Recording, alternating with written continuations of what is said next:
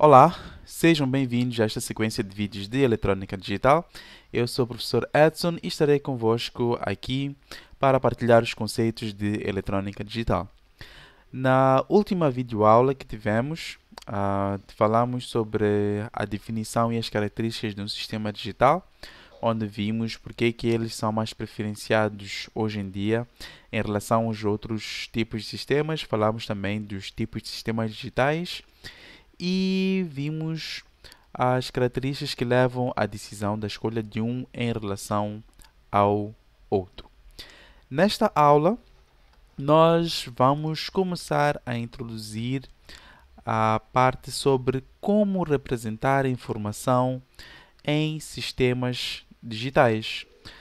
Já sabemos que a informação ou os sinais que são trabalhados em um sistema digital são os sinais digitais, tem dois níveis, e agora vamos começar a ver como é que essa informação é representada, como é que nós podemos usar esses dois níveis para representar uma grandeza física, um valor, um conteúdo, um dado, por aí em diante. Então, teremos esta aula dividida em três partes. A primeira parte, vamos falar de sistemas de numeração, onde vamos identificar os sistemas de numeração usados em sistemas digitais, que são, por exemplo, binário, hexadecimal. Vamos também falar de códigos binários comuns, que são usados a partir da combinação dos bits que vamos aprender. E, por fim, vamos falar da operação de números com sinalização, ou seja, com o sinal menos e operações de soma e subtração. Para não alongar muito o vídeo, vamos dividir esta aula em três partes, de modo que o primeiro vídeo vamos tratar sobre os sistemas de numeração, o segundo os códigos binários e o terceiro vídeo os números com sinalização, ou seja, a operação de números com sinalização. Então, vamos a isto. Vamos iniciar com os sistemas de numeração e dizer que nós já conhecemos um dos sistemas de numeração mais usados pelo homem, que é o sistema decimal. Então, o sistema decimal ele tem 10 dígitos, ou seja, a partir do 0 até o número 9, e é usado para representar os diferentes números que nós já conhecemos. Contudo, esse sistema não é um sistema digital. Como nós sabemos, um sistema digital ou um sistema de numeração, para ser usado em um sistema digital, deve ter pelo menos dois símbolos. Por exemplo, o 0 e o 1, que são os dois primeiros símbolos do nosso código decimal. Então, existem vários sistemas de numeração, mas nós vamos focar no sistema decimal como sistema base para a nossa percepção como seres humanos. Depois vamos falar sobre o sistema octal, hexadecimal e o sistema binário, que é o sistema usado pelos sistemas digitais. Binário, dois níveis, 0 ou 1. Como estamos aqui a dizer, o último é o mais usado em sistemas digitais devido à sua simplicidade e por ser percebido por eles, que é devido à necessidade de existência de somente dois símbolos. Então, como nós sabemos, já foi falado aqui, o sistema de numeração decimal é o que nós mais usamos no nosso dia a dia. Ele comporta 10 símbolos a partir do símbolo 0 até ao símbolo 9. E nós podemos fazer a combinação destes símbolos para representar diversas informações ou informações que nós queremos representar para serem percebidas por nós. Para eu representar um número em decimal, eu posso usar esta fórmula ou este polinômio aqui, que representa a forma de decomposição de um número para o sistema decimal. Temos aqui um exemplo onde que 872 na base 10, partir de agora, todos os sistemas de numeração que nós vamos tratar, se for da base 10, ou seja, decimal, se for da base 8, se for da base 2, ou se for da base 16, o hexadecimal, nós vamos representar aqui com este prefixo aqui embaixo, para indicar em que sistema nós estamos a tratar. Então, para vermos, por exemplo, como decompor este número 872 na base 10 usando este polinômio, nos é dito que, por exemplo, para nós percebermos, o mais fácil é começar do dígito mais à direita antes da vírgula, que é, neste caso, o primeiro dígito para 872, o número 2. Então, onde é que está este dígito aqui nesta forma? É o dígito 0. Este dígito 0 diz que o seu expoente da base é 0. Ou seja, aqui nós teríamos d vezes 10 elevado a 0. 10 vezes 0 é 1, por isso está aqui excluído. Para perceber que todos os números que eu for representar que estão à direita deste número, os seus expoentes da base são positivos. E todos aqueles à direita, os que estão à esquerda têm um expoente positivo e os que estão à direita deste número têm um expoente negativo, ou seja, para representar a parte fracionária. Então, o que eu faço? Começo por colocar o número 2 mais o número 7 vezes a base elevado a 1 mais o número 8 vezes a base elevado a 2, como temos aqui representado nesta igualdade aqui. Mas agora, como é que seria se eu tivesse um número decimal, por exemplo? Voltamos a explicar. Fixamos o 2 como nosso ponto de partida. Todos os números à direita representamos usando os expoentes positivos e à esquerda usamos todos os números à esquerda usamos o expoente positivo e os números à direita o expoente negativo. Desta forma aqui, nós teríamos 8 vezes 10 elevado a 2, mais 7 vezes 10 elevado a 1, mais 2 vezes 10 elevado a 0, mais 2 vezes 10 elevado a menos 1, porque estamos no número à direita da vírgula, mais o 7 vezes 10 elevado a menos 2. Então, desta forma, nós podemos representar ou decompor o número decimal para ser representado neste polinômio que podemos chamar de polinômio geral, onde o NR é o número do sistema de numeração da base R, ou seja, o DN é o número dos coeficientes do sistema de numeração em causa e o N representa o peso desse coeficiente no número, o que estávamos aqui a falar. Então, como é que nós podemos usar o mesmo polinômio agora, mas para representar uma informação que está em um outro sistema de numeração?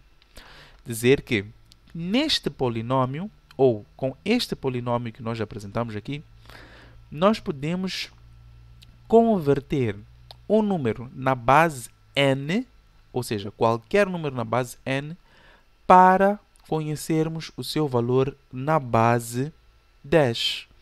Em outras palavras, este polinômio nos ajuda a converter o número que está numa base n para a base 10. Vamos ver aqui alguns exemplos usando o sistema de numeração de base 2. Como já conhecemos, este sistema só tem dois símbolos, ou seja, 0 ou 1. Daí o D, que representa, aqui atrás, o D que representa os coeficientes do sistema de numeração em causa. Nós teremos que, para eu conhecer, deixa eu baixar aqui sim, para eu conhecer qual é a representação de 101 ou 101,11 em base 2 para a base 10, eu fixo o primeiro 1 à esquerda da vírgula, como nosso ponto inicial, e os números que estão à esquerda dele têm os expoentes positivos e os que estão à direita têm expoentes negativos. Ou seja, este número seria 1 vezes 2 elevado a 2, expoente 2, mais 0 vezes 2 elevado a 1, mais 1 vezes 2 elevado a 0, que é o expoente 0. Só que aqui nesta fórmula não colocamos porque 2 elevado a 0 é 1 e 1 é elemento neutro na multiplicação. Vírgula, mais 2, 1 vezes 2 elevado a menos 1, mais 1 vezes 2 elevado a menos 2. Então, resolvendo esta operação, nós teremos o valor em decimal. Por exemplo, aqui nós teríamos 4 mais 2, 4 mais 1, porque 0 vezes 2 elevado a 1 é 0. Então, 4 mais 1 é 5, vírgula, 1 vezes 2 elevado a menos 1 é 0,5, mais 0,25, se não estou em erro. Então, aqui teríamos, porque é 1 quarto é 0,25. E aqui temos 0,5. 0,5 mais 0,25 é 0,75. Então, este número 101,11 em decimal é representado pelo número 5,75. Por quê? Porque nós realizamos esta operação. Como podem ver, com este polinômio, nós podemos converter todos os números da base 2 para os números da base decimal. E assim conseguimos ver a relação entre eles. Não só da base 2, mas também da base 3, da base 4, da base 5, da base 6. Ou seja, podemos converter qualquer número na base n para um número na base 10. Ou seja, para conhecer a sua representação na base 10. Usando este polinômio, que é a nossa fórmula geral. Agora, sistema de numeração hexadecimal. Uma história engraçada desse sistema é que, quando começou a computação, os programadores ou os utilizadores dos computadores, eles tinham grandes dificuldades em verificar qual é a informação que está a ser representada pelo computador ou que está a ser tratada no computador, porque aquela informação estava em binário. Então, nós tinha-se vários zeros e uns que em algum momento, por não ser o nosso sistema base, que é o sistema decimal, torna-se muito, podemos assim dizer, difícil de interpretar aquela informação. Então, surgiu o sistema de numeração no hexadecimal, onde passamos a ter 16 símbolos para a representação da informação. Este sistema tem cada símbolo o seu peso, como temos aqui a relação entre o sistema de base 16 e o sistema de base 10.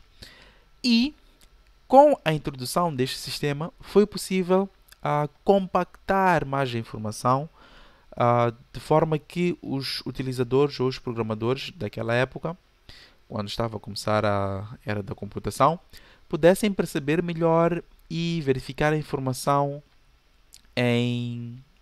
mais fácil, podemos assim dizer, para interpretar mais facilmente.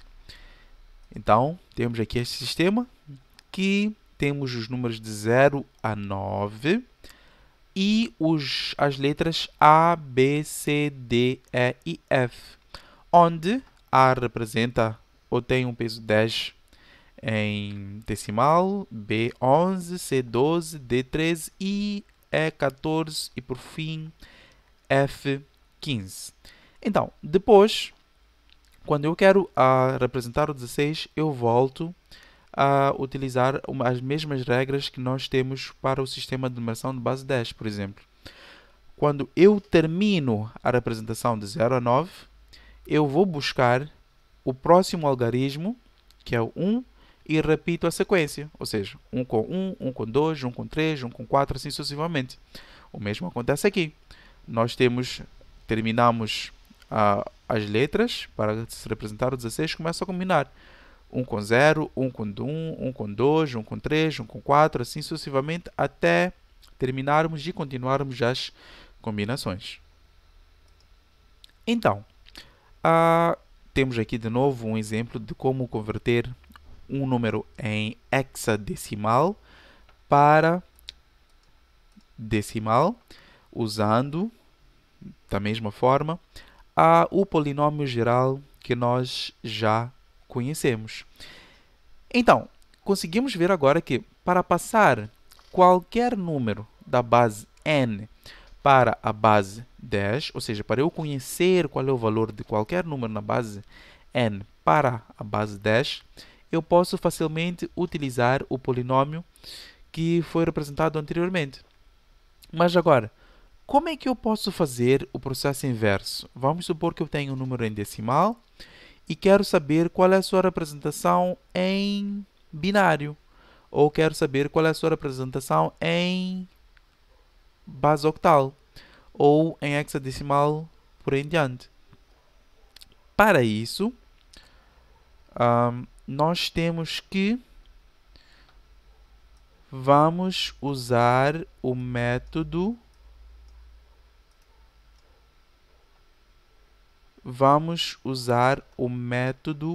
de divisões sucessivas.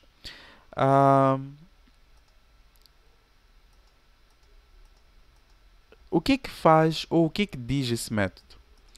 Esse método, ele diz que para eu dividir um número, ou seja, para eu achar o número da base 10 para a base x, eu vou fazer divisões sucessivas do número 10 com a base que eu quero converter até que o valor se anule, ou seja, até que o quociente se anule. E vou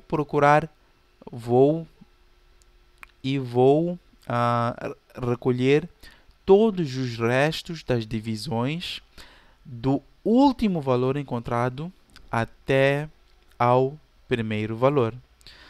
Iremos ver isso com mais atenção, mas antes disso, vamos ver como é que se converte um número fracionário da base 10 para a base para a base binária, por exemplo. Ou seja, nós já sabemos, pelo método que acabei de explicar, como converter um número de base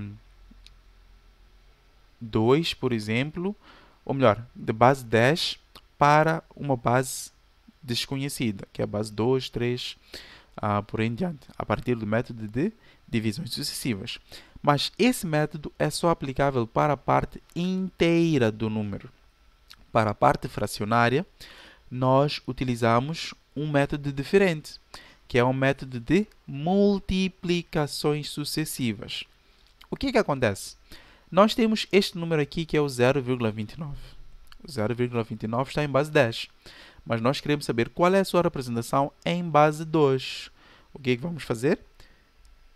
Vamos multiplicar sucessivamente este número na base 10 com a base que queremos conhecer, que é a base 2. Ou seja, 0,29 vezes 2 é igual a 0,58. E a cada vez que vamos multiplicando, vamos remover a parte inteira. E é essa parte inteira que vai ser o nosso número convertido, ou seja, que vai constituir o nosso número convertido. Ou seja, 0,29 vezes 2, 0,58. Removemos o 0, colocamos o número convertido e depois levamos o 0,58 para a próxima multiplicação. 0,58 vezes 2, 1,16. Removemos o 1 para a nossa conversão e passamos o número fracionário, 0,16, para a próxima multiplicação. 0,32, convertemos, ou seja, removemos o 0 para a conversão. Multiplicamos 0,64, removemos o 0 e continuamos a nossa multiplicação até encontrar um dos critérios de paragem. Ou seja, nesta fórmula de multiplicação sucessiva, o que nós queremos é, a cada vez que nós multiplicamos, nós levamos a parte inteira para o nosso número convertido. E essa busca é da primeira para a última, diferente do método de divisões sucessivas, que é do último para o primeiro. Então, o que acontece aqui? Quando é que nós paramos de fazer as multiplicações? Existem 3 critérios de paragem, que é, vamos supor que, por exemplo, eu estou a multiplicar aqui e, de repente, a parte fracionária se anula. Ou seja, tenho 0,5, ou melhor, 0,25 aqui, vezes 2, 0,5. 0,5 vezes 2, 1. Ou seja, 1,00. Então, eu não preciso continuar a multiplicar. Por quê? Porque a parte fracionária que eu vou passar para a próxima é 0. 0 vezes qualquer número é 0. Então, eu terei a multiplicação de zeros aqui para frente. Então, este é o nosso primeiro critério de paragem. Quando encontramos ou quando a parte fracionária se anula durante as nossas multiplicações. O segundo é quando é nos dado um erro. Por exemplo, vamos supor que fosse pedido o seguinte: ache a conversão deste número, sabendo que o valor convertido não tenha um erro absoluto de 0,5, por exemplo. Então, eu teria que fazer o seguinte: o 0,5 é o máximo erro admissível que eu posso ter. Ou seja, o número que eu converter tem que ter um erro abaixo desse para poder validar a sua conversão. E como é que eu testo isso? Eu tenho que fazer as conversões, por exemplo, fiz 1, 2, 3, 4, 5, 6 multiplicações sucessivas. Encontrei este número, 0,01001. Eu teria que agora retornar este número para decimal, ou seja, converter 0,01001 para decimal e fazer a subtração deste número em decimal com o 0,29. E como nós estamos a dizer desde o princípio que a representação de sinais digitais não é a representação real, ela tem sempre um erro, ou seja, daí tem a sua precisão, este número vai estar aproximado. Então, vamos calcular o erro deste número aproximado com este número que foi nos dado para realizar a conversão. Se este erro for superior a 0,5, nós temos que continuar a fazer as conversões. Ou seja, melhor dizendo, as multiplicações. Caso não, se o erro for inferior, paramos. E por fim, o terceiro critério de paragem das nossas multiplicações sucessivas é quando nós encontramos uma repetição durante a multiplicação. Vamos supor que, por exemplo, estamos a multiplicar 0,58 vezes, encontramos 1,16, depois 0,58, 1,16, 0,58, 1,16 e assim sucessivamente. Então, não é necessário continuar a multiplicar porque eu já sei de antemão que este valor se repete até ao infinito. Então, eu posso parar e representar o número como é me dado. Ok? Então, vamos continuar.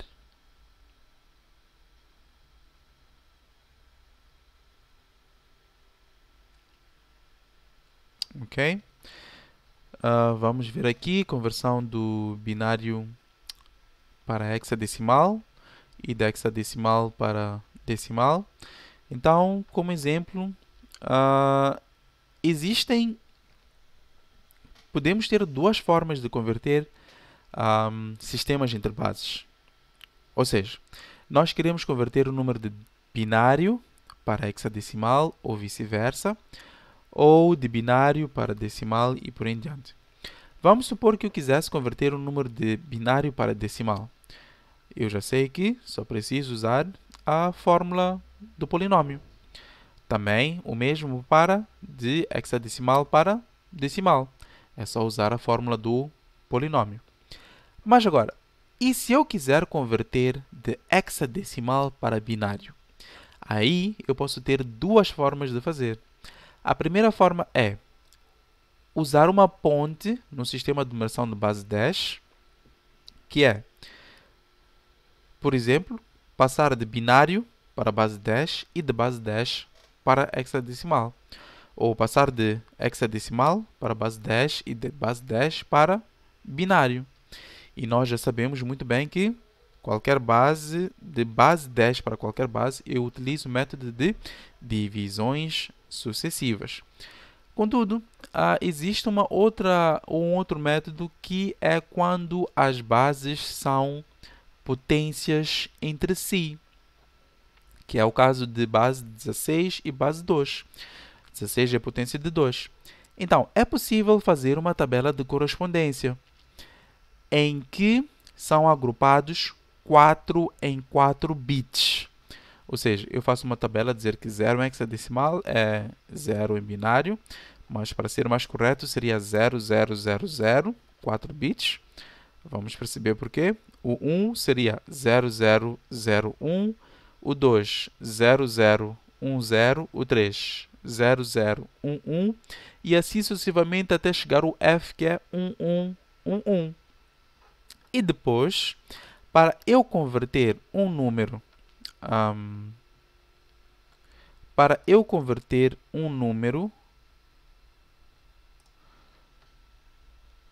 minha escolha, por exemplo, vamos olhar este exemplo aqui, o 23C na base 16. Eu tenho que ir buscar nesta tabela, ok, aqui a tabela já está preenchida, como estávamos aqui anteriormente a falar. Eu tenho que ir buscar agora, nesta tabela, o que é 2, o que é 3, o que é 16 em hexadecimal. Tão simples quanto isso. Ou seja, o 2 seria 0010, o 3 0011, o C 1100 e prontos. Tenho assim o meu número convertido de base 16 para base 2. O mesmo iria acontecer se eu quisesse converter de base 2 para 16. O processo seria inverso, mas teria que agrupar os números 4 em 4 à esquerda da vírgula e 4 em 4 à direita da vírgula, para eu depois colocar essas correspondências. Se faltassem números, eu teria que adicionar zeros à esquerda da vírgula e zeros à direita da vírgula, para completar os 4 números que eu quisesse. O mesmo acontece se o número for fracionário. Eu só tenho que ter o cuidado de colocar muito bem a vírgula e representar os números em 4 em 4. Por exemplo, temos aqui o 23, 23C,05, em hexadecimal seria 0010, só que já foram omitidos os dois primeiros, como aconteceu aqui em cima. Depois 0011, 1100, vírgula, onde termina o C, 0000, que é o 0, 4 zeros, e por fim 0101, que representa o número 5. E convertemos assim entre bases. Está aqui o que estávamos aqui a falar anteriormente. Se tivesse, por exemplo, de base 2 para a base 16, teria que agrupar 4 em 4 depois da vírgula. Caso não terminasse em 4, teria que acrescentar um 0 depois da vírgula, ou seja, à direita da vírgula. E 4 em 4 à esquerda da vírgula. Caso faltasse um número para terminar os 4, iria acrescentar mais um 0. E depois é só fazer a correspondência com a tabela que já foi mencionada anteriormente. Este é o número 7, 5, C6, como está representado aqui neste exemplo. Então, tão simples quanto isso. Se fosse para a base octal, não vamos mostrar aqui, mas se fosse para a base octal, a diferença é que a combinação de bits seria de 3 em 3, porque 8 é potência de 3 de 2. Se fosse para a base quaternária, seria 2 a 2, porque 4 é a potência de 2 de 2. Ok? Então, depois temos aqui conversão de decimal para hexadecimal. Estamos a ver como é que podemos transformar as informações de um lado para o outro, ou seja, entre sistemas de bases diferentes. Vamos ver com um exemplo. Ok? Então, temos aqui a conversão de sistema natural de numeração decimal para sistema de numeração hexadecimal. Podemos ter de duas formas, a conversão direta e a conversão em ponte no binário. Creio que a ponte no binário já foi esclarecida quando eu mencionei que existem formas de fazer a conversão também em ponte na base 10. Ou seja, nós vamos converter da base 10 para binário e depois de base binária para base 10. Contudo, temos a conversão direta, que é fazendo o método de multiplicações sucessivas, que já vimos, caso tivermos a parte fracionária, ou o método de divisões sucessivas para a parte inteira. Como podem estar a ver, ainda não mostramos como fazer este método. Então, vamos colocar como um pequeno exercício para que todos que estão aqui a acompanhar este vídeo possam fazer uma pequena pesquisa e ver como é que se faz este procedimento de dividir, ou melhor, de converter um número na base 10 para qualquer base.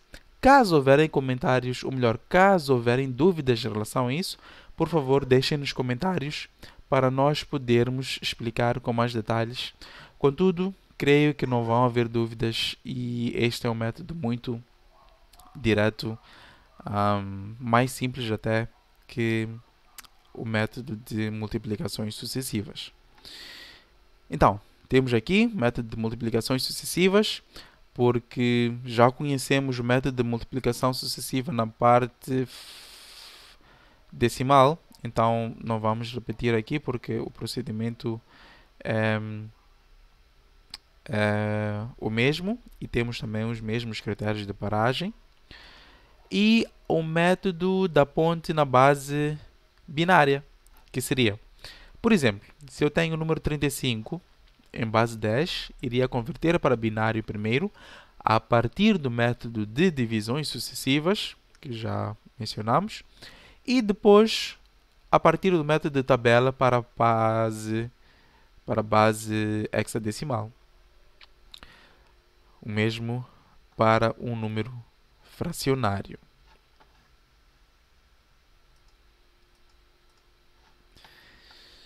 Ok? Vamos agora ver, já sabemos qual é já conhecemos o sistema de numeração de sistemas digitais, que é o sistema binário, ou a numeração binária, mas agora vamos ver como é que se pode operar estes números. Ou seja, eu tenho dois números, é possível somá-los, é possível subtraí-los, como é que eu faço isso, como é que são realizadas essas operações. Para isso, temos aqui uma pequena tabela que diz que é a tabuada para nós realizarmos essas operações aritméticas, especificamente para a soma ou a adição, em que nós temos que 0 mais 0 é igual a 0, 0 mais 1 é igual a 1, 1 mais 0 é igual a 1. Esta parte creio que não há nenhuma dúvida quanto a isso. Mas agora, 1 mais 1 é igual a 0. Aí é que começamos a ter algumas divergências, ou seja, começamos a ter alguns problemas. Porque no nosso sistema de numeração de base 10, conhecemos como 1 mais 1 igual a 2, por exemplo. Agora, como é que 1 mais 1 pode ser igual a 0? É meio estranho. Contudo, vamos perceber porquê. Então, 1 mais 1 é igual a 0 e vai 1. Ou seja, se nós juntarmos este 1 que vai com o 0 que está, é igual a 2, ou seja, 1, 0, porque o 1 que vai é mais significativo que o 1 que ficou. Então, 1 mais 1 é igual a 0 e vai 1. 1 mais 1 é igual a 1 e vai 1. O que está a representar esse 1 e vai 1? É o número 3, em outras palavras. 1 mais significativo, 1 que fica, juntando os dois, 3. Então, vamos supor que nós queremos adicionar o número 101 com o número 11, que temos aqui. O que nós temos? 1 mais 1, vamos aqui para cima, 1 mais 1 é igual a 0 e vai 1. Então, 1 mais 1 é igual a 0, que está aqui, e vai 1, que vem para aqui. Então, este 1 vai ser adicionado à próxima operação, que é 1 mais 0 é 1, 1 mais 1 é 0 e vai 1, que é este segundo 1 aqui. 1 mais 1 mais 0 é 0 e vai 1, que é o último 1. 1 mais 0 é 1. Então, podemos facilmente representar a informação, ou melhor, somar a informação desta forma. Como agora subtrair? Subtraímos usando esta tabuada aqui. 0 menos 0 é igual a 0. 1 menos 0 é igual a 1. 1 menos 1 é igual a 0. Até aqui, não há nenhum problema. Agora, 0 menos 1 é igual a 1. Aqui já começamos a ter dificuldade em compreender. Ou seja, em outras palavras, 0 menos 1 é igual a 1 e empresta-se 1. Mas agora, onde é que se empresta esse 1? Vamos voltar aqui para o exemplo deste... Vamos voltar aqui para este exemplo desta operação. Gostaria de mencionar que quando eu tenho aqui, por exemplo, 0 menos 1, vamos supor que eu estivesse a fazer esta operação. Eu teria 1 menos 1 é 0. Segundo a nossa tabuada aqui, 1 menos 1 é 0. Então, 1 menos 1 é 0. Agora, não empresta-se nenhum. Agora, 0 menos 1, o que que nós temos? 0 menos 1 é 1 e empresta-se 1. Mas agora, para onde é que vai esse empréstimo? 0 menos 1 fica 1 aqui e empresta-se 1 não no bit aqui em cima, ou seja, é diferente do vai. Este empresta-se 1 não é acrescentado neste aqui em cima, mas este empresta-se 1, empresta-se ao valor aqui embaixo. Ou seja, nós iríamos adicionar com este 0 aqui embaixo, de modo que eu depois fizesse 1 menos 1 é igual a 0.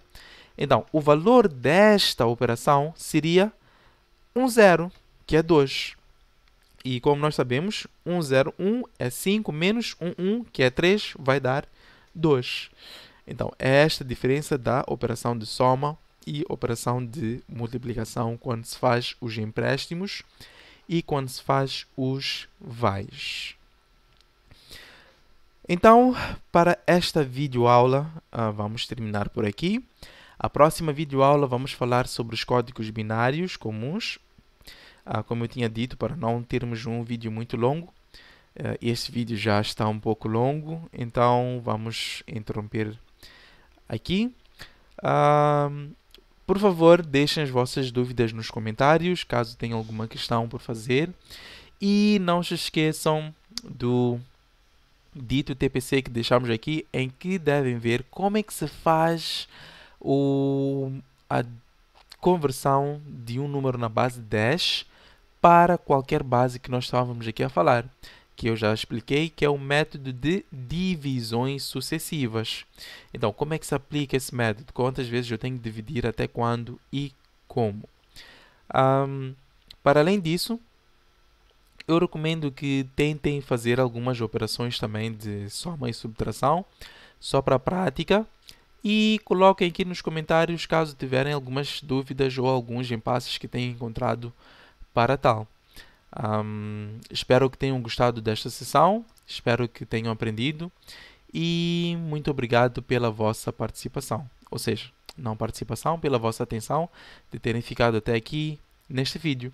Não se esqueçam de deixar o vosso comentário, colocarem ou curtirem o vídeo, deixando o vosso like.